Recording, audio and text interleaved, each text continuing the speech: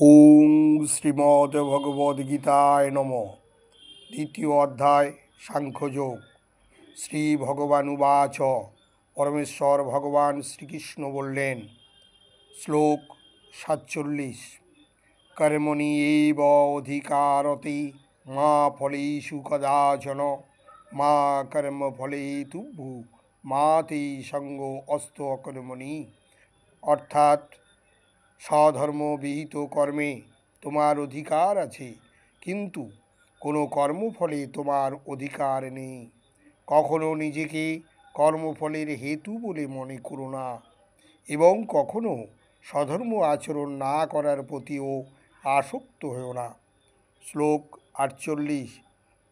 পরমেশ্বর ভগবান শ্রীকৃষ্ণ অর্জুনকে বললেন, যোগস্থ কুরু কর্মাণি সঙ্গম ত্যক্তা ধনঞ্জয় সিদ্ধি অসিদ্ধ সমভূত্তা সমোত্তম যোগ উচ্যতে।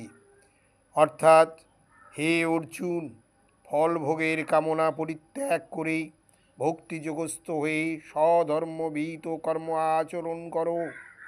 কর্মের সিদ্ধি ও অসিদ্ধি সম্বন্ধে যে